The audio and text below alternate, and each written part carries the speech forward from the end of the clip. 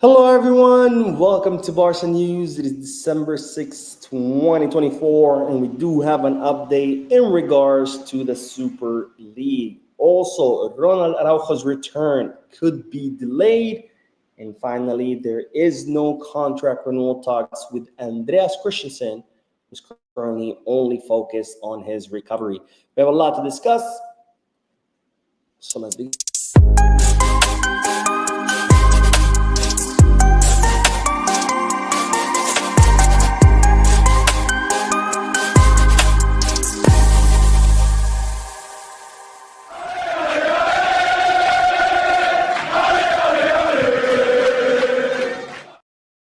Hello everyone, welcome to the channel. My name is Moan. As you can see, I'm still out of the country. I'm still away from a YouTube studio. This is why I'm bringing you this short live stream. This is not a podcast, so it won't be long. Also, I won't be addressing the chat section.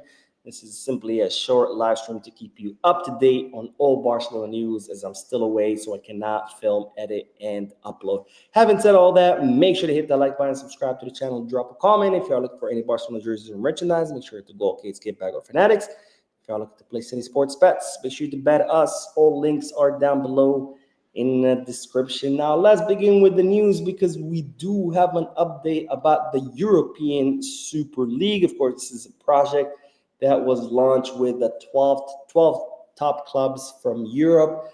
Once it was announced, the UEFA announced that they would ban some of the clubs from the Champions League. So they all dropped out, and now the only two founding members are Real Madrid and Barcelona. And after some favorable decisions in favor of the European Super League, where the courts ruled that, UEFA and FIFA cannot impede the European Super League from launching. It seemed like it wasn't really going anywhere. We weren't really hearing any news.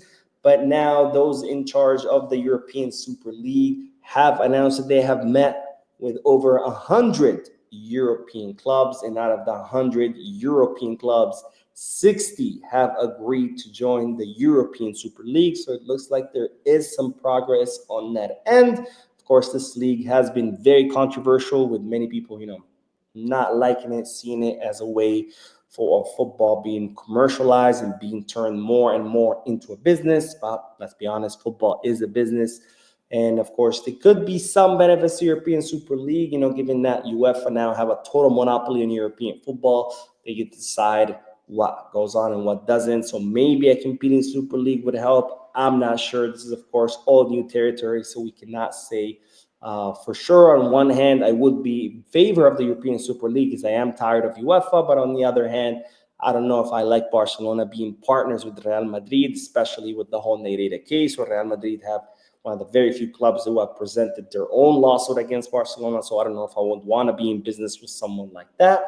Plus, with UEFA, we're always getting screwed left and right. Imagine how much worse it would be with in a competition created by Florentino Perez. But I don't know. You guys let me know what you guys' thoughts are. Are you in favor of the Super League? Are you against?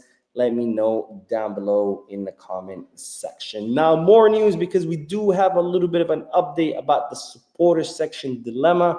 As you know, the board of directors sent the supporter section a 21,000 euro bill, which is a collection of all the fines that Barcelona had to pay last season because of inappropriate behavior by some of the supporters in the supporter section. Supporter section have refused to pay those fines, and therefore Barcelona have banned the supporter section from several matches, including the most recent one in the Champions League against Brest.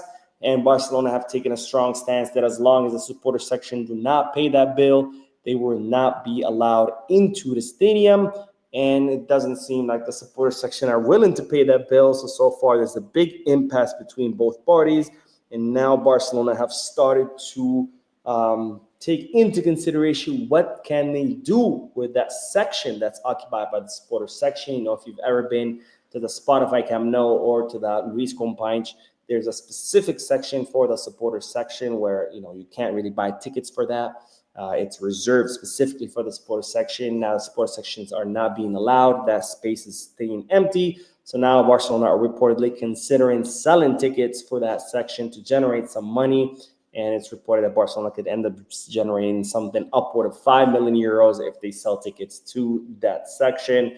For that, of course, it would mean that sports sections will be banned for the rest of the season, which I don't think it's ideal. I think the best thing for everyone's sake will be for the club to sit down with the supporter section, try to reach an agreement, some kind of negotiations, because the club cannot be, at war with its own supporter section. That kind of defeats the whole purpose of having a home stadium. That's the big advantage of playing at home, is your supporters chanting, singing, constantly motivating the home team and making it hell for the away team. But without the supporter section, is dead silence and you lose the home advantage.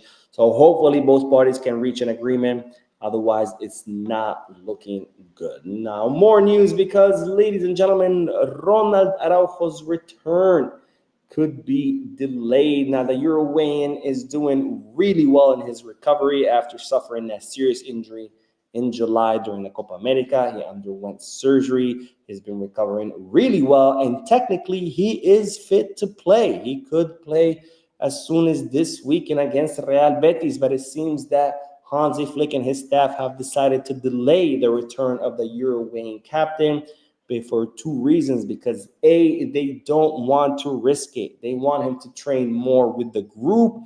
They want him to have more physical training so he can build more muscle, he can strengthen himself, and not risk him returning too early and that getting re-injured. And the second reason why his return has been delayed is because Flick wants Ronald Araujo to kind of get up to date with Hansi Flick's tactics. Of course, Araujo has never played for Hansi Flick, so Flick wants him, to train more with the team, to get down more the Flick's tactics, to learn Flick's tactics better, to learn the offside trap, to learn how to play under the German. So he wants him to train more with the group. He wants him to attend more technical or tactical meetings and classes. And that way, when Araujo goes back into action, not only is he ready physically by having more trainings, but also he would be ready tactically by having trained longer with the team, having attended more tactical sessions.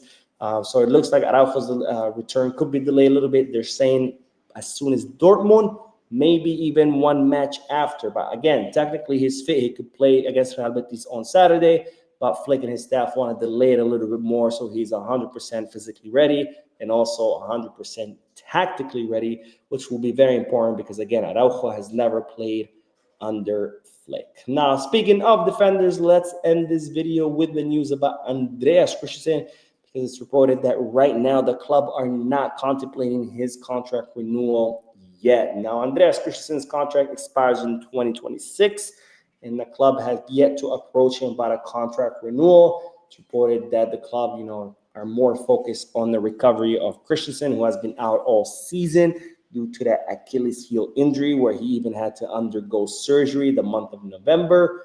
And they're saying that Christensen won't be back until January. So for now, Barcelona not in a hurry to approach the player to renew his contract. Of course, his future is not too certain with Barcelona, having a problem with their center backs, have way too many center backs. And with Christensen, desiring a primary role, but it's not looking like he's going to be getting a primary role. So for now, the future of Christensen at the club remains uncertain, with the only thing both parties working towards is the full recovery of the Danish defender. Anyways, that is all the news for this video. I did go live a few moments ago. Lots of news in that video, so make sure to check it out. Don't forget to hit the like button, subscribe to the channel, drop a comment, and as always, peace.